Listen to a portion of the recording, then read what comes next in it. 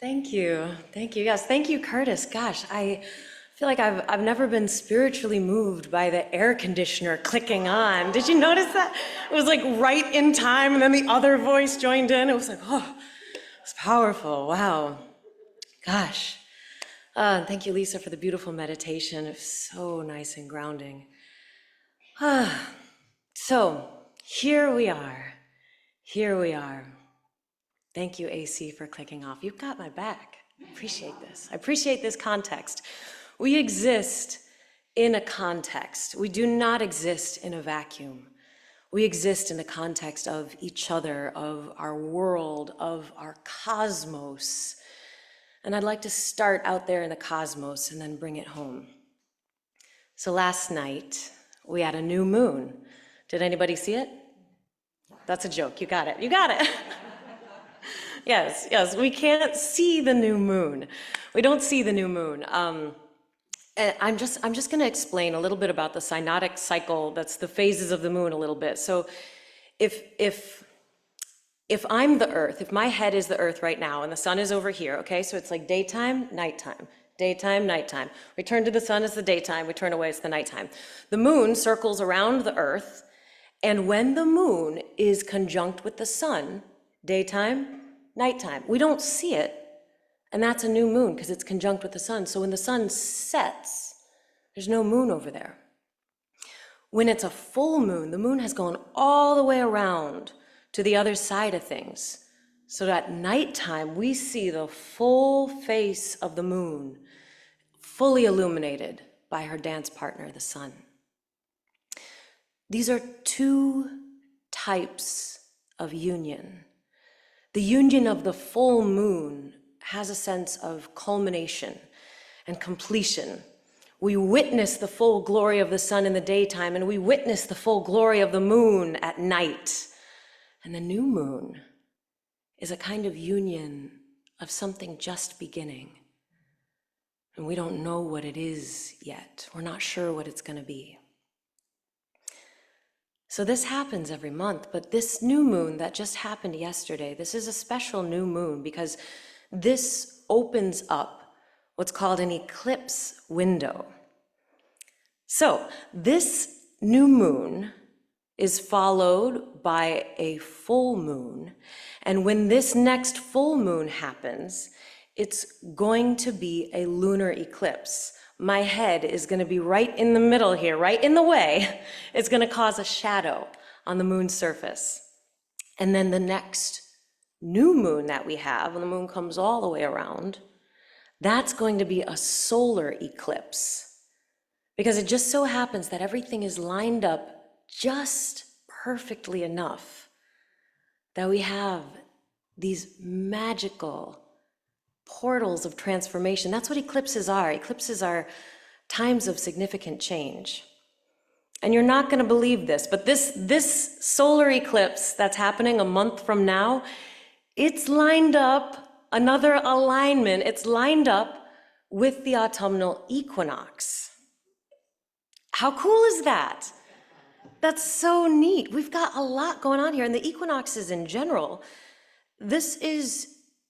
the equinoxes are the point in the year. If we were to take the cycle of the year and translate it into a linear format in a sine curve, the equinoxes are that point when we cross the x-axis. And that, if you remember from math class, I know we got a math teacher in the audience, that time when it crosses the x-axis, that is when the rate of change is the biggest. So the equinoxes are times of radical change. The eclipses are portals of transformation. When we step out of this time a month from today, we're not going to be the same as we were when we stepped into it. So we have an opportunity over this next whole lunar cycle. This is a special lunar cycle. We have an opportunity during this next month to try to feel into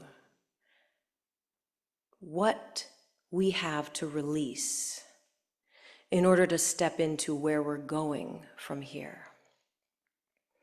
because there's some things that we just can't take with us where we're going.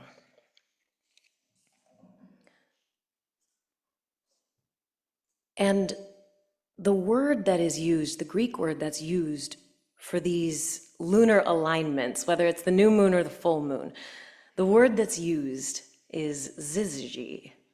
That's syzygy. And this has the similar, it's a same root word as zygote, which is, that's the special combination of sperm and egg where it contains both sets of chromosomes. It has the same root word as yoga. It means union. These points of new moon and full moon are points of union. And this eclipse portal that we're stepping into, it's got me thinking about union within us, between us, and in our context. Delith announced that I am going to be I'm offering a Kundalini yoga workshop after service today. And if you're able to stay, that's wonderful. And if not, come to my Kundalini yoga classes. If you're digging on some of these vibes, sometimes it's hard to talk about this stuff without talking about Kundalini yoga because it's all just very intertwined. Carl Jung was really into Kundalini yoga, and I was just going to talk about Carl Jung uses the term syzygy in his developments in psychology to describe the next level. It's a mature level of psychological development and individualization and awareness, self-awareness, the syzygy of the anima and the animus, the coming together of the internal masculine and feminine energies.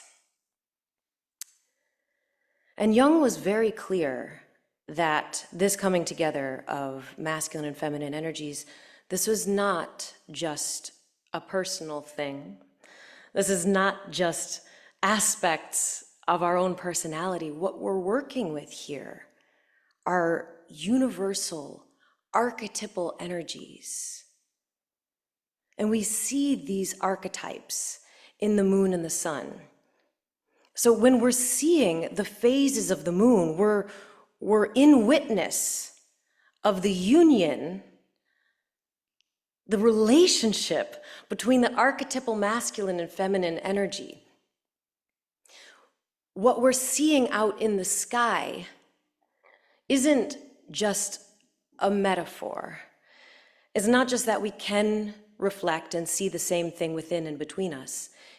It is the same thing. We are not within our context and separate from it. We are interpervaded. We are the context. We are that. We are that which is. And what we're speaking of here is the Hermetic principle of as above, so below. It's the same thing. What you're seeing up there in the sky, what you're seeing out there in the faces of each other, what you're seeing out there in the world, that's the same thing as what's happening within. Everything is one thing, and our internal journey of the union of masculine and feminine energies is the same thing. It's not separate from that cultural moving towards union of masculine and feminine energy. And it's the same for you as it is for me, because we are we, and we are all together. We are all together. So when we tune in to this archetypal energy, when we tune into the cosmic energy, when we get our minds out of our personality and into this sense of we are we, and it's the same thing reflected at every fractal level of scale, we're operating in a transpersonal field.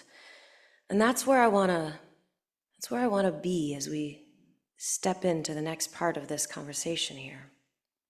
Because we have an opportunity, in particular, during this eclipse window, to expand into a new phase of our existence as a species and as a planet.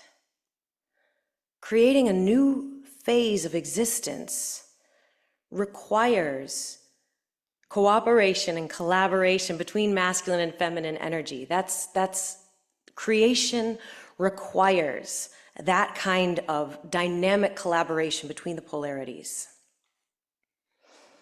We are this whole interrelated being, and any conflict between masculine and feminine energies is only ever going to limit our awareness and embodiment of our own truth, the truth of our union.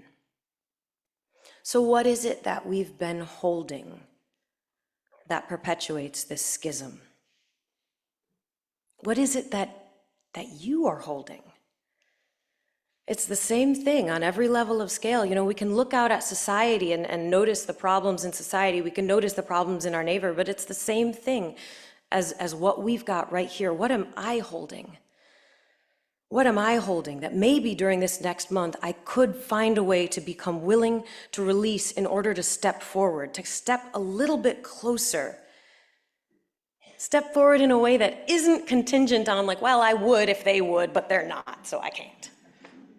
Because that's giving away your power into the idea that our separateness is stronger than our togetherness, and that's just not true. That's just not the truth. The power is ours. Now, in the societies that we've created, we have witnessed perfectly reasonable justifications for animosity between these polarities. There is perfectly valid evidence, history, and personal experience that justifies and warrants a reaction of fear, distaste at best, animosity and distrust. And particularly recently, our eyes are being opened to the distortions in the relationship between masculine and feminine energies that the patriarchy has propagated. And this distortion and its outcomes and the grief and the rage and the resentment are valid and warranted from the perspective of history and experience. When we look through the eyes of history and experience, we can find justification indeed. So what I am calling for is a release of our relationship to that way of seeing. We don't necessarily even have to change the patriarchy if we can change our relationship to preferentially choosing to see things through the lens of experience and history. I'm wondering if we can loosen our need to prove to ourselves and prove to others how warranted our grief and rage is by truly letting it be and letting it be valid. Let it be valid from the perspective of history and experience. Honor it. It has a right to be. It has a right to be heard. It has a right to be angry. It has a right to be powerfully full of grief. That can be. It is honored. And could we also allow for another way of seeing?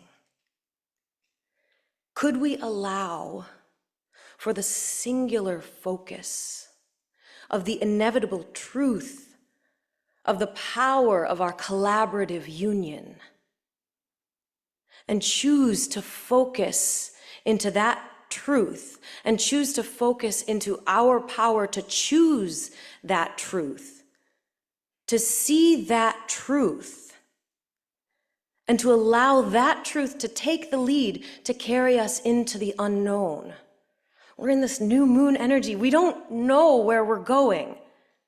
We don't know where we're going. So what are we going to put in the driver's seat? We've got our animosity and our rage and our distrust, and it's valid. But we can also have clear sight of the truth of the power of our union and choose that empowerment and put our power and the truth of our union into the driver's seat and let that carry us into the unknown. What I'm calling now for this revolutionary time of awakening that we are in witness of, and that we are participatory in, is a return to the very first commandment, to love God with all your heart, all your mind, and all your soul, and to forsake any other false idols.